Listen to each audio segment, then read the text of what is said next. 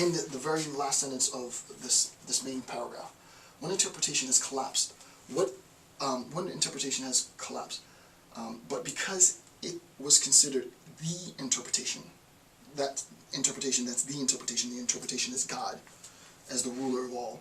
Interpretation now seems that there is no meaning at all in existence, as if everything were in vain. Once this notion of God as providing us with weakness, as teaching us with weakness, as infecting us with weakness. This is not me, again, and I know this is controversial. This is Nietzsche saying this, not right.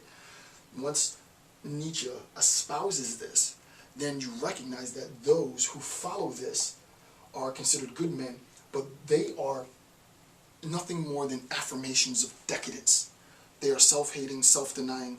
They are individuals who aspire for transcendental life, some other existence, and the whole time in their existence deny the very existence that they have. And obviously this becomes problematic for Nietzsche. The next point to recognize is that our ongoing assessment of what I call ultimate nihilism. It's not Nietzsche, but I think it needs a term. This idea of ultimate nihilism.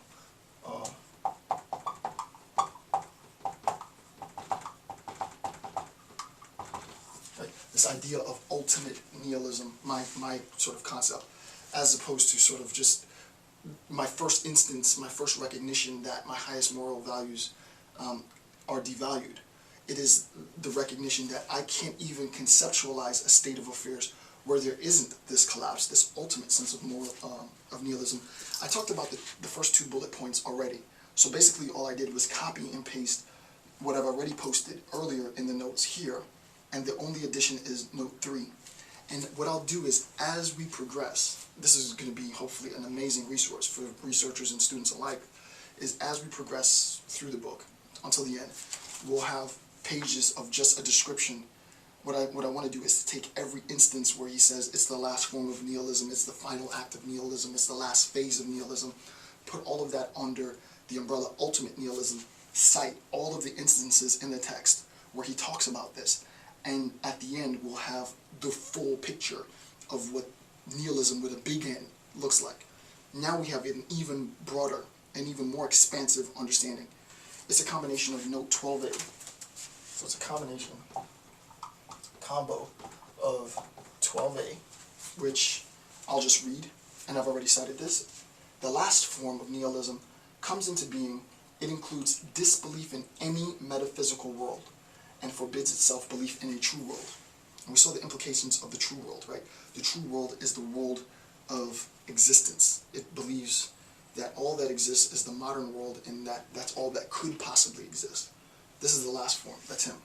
The next bullet point I've already discussed. Note 15. Note 15, quote, the most extreme, my emphasis, the most extreme form of nihilism would be the view that every belief, every considered something true, is necessarily false, because there simply is no true world. Again, emphasis, right? So the most extreme.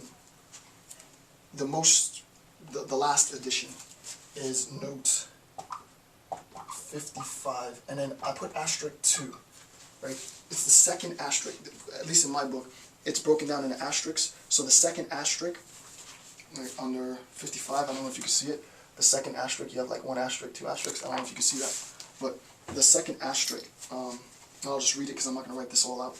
Let us think, so if you want to follow along, it's on page 35 of the Kaufman text. It starts, let us think.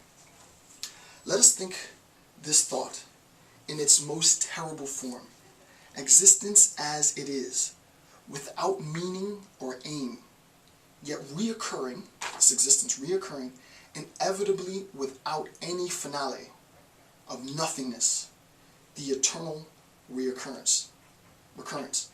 This is the most extreme form of nihilism, the nothing, the meaninglessness, eternally.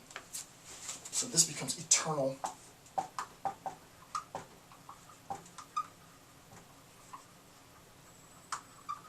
Right? This becomes very, very problematic, right? Eternal meaninglessness. And not only eternal meaninglessness, but an eternal recurrence to meaninglessness, right? So we end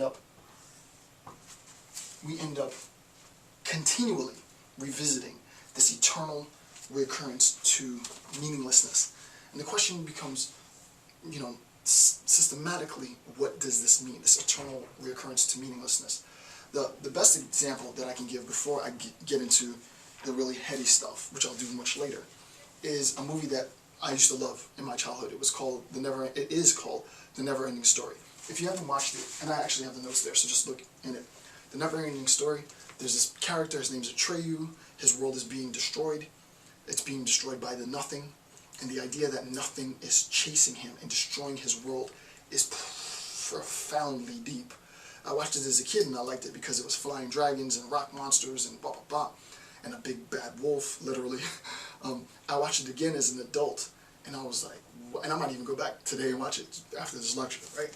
I watched it again as an adult, and I saw how, I can't say that it was informed by Nietzsche, but it is undeniable. Like, I would lecture at a graduate level showing that movie as an attempt to explain the eternal recurrence, right? This eternal meaninglessness. Nihilism in its ultimate manifestation as absolute ultimate, what I'm calling nihilism, is a recognition, a contaminated, sort of diluted, misdirected, misinformed recognition, but a recognition nonetheless, that it is eternally meaningless, and that all that exists is this void, this vacuous nothing, and that thing, the nothing, is, if you will, if here's the world, and here is the nothing, and we'll think of it as all black. I wish I could animate this, right? Think of it as all black. That the blackness is collapsing in, so that it's like a black hole almost, right? It's like encroaching on the last bit of existence, and then ultimately it's going to swallow everything up, right? It's like the encroachment of nothing onto something, right? And this is, this is profoundly the ultimate philosophical question. Why is there something rather than nothing, right? Why? You have to answer that, right? Meaning comes from that. Virtue comes from that. Value comes from that. Judgments come from that. Social order comes from that. Everything comes from an attempt of trying to understand why is there rather than there is not. Why is there? Right? It's a pretty insanely powerful concept, right? So the Never-Ending Story was cool because he's trying to fight nothing, and it's almost a non sequitur to say you're fighting something. You're fighting nothing. But that's the point of the story. Okay, so I want to read 55.5. 1, 2, 3, 4, 5. Okay.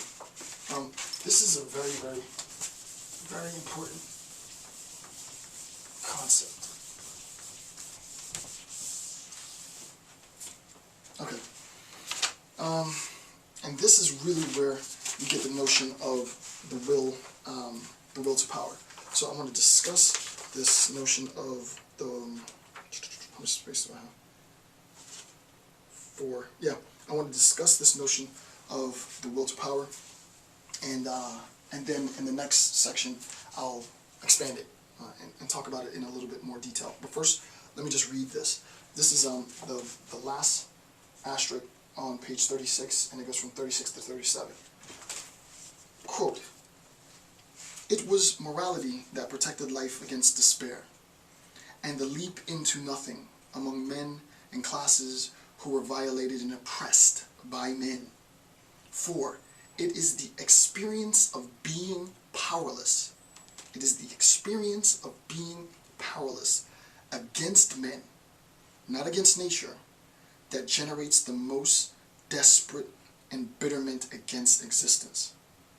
Morality treated the violent despot, the doers of violence, the masters in general, as the enemies against whom the common man must be protected, which means, first of all, encouraged and strengthened. Morality consequently taught men to hate and despise most profoundly what is the basic character trait of those who rule, their will to power." And this is really where we get at least an introductory understanding of sort of the system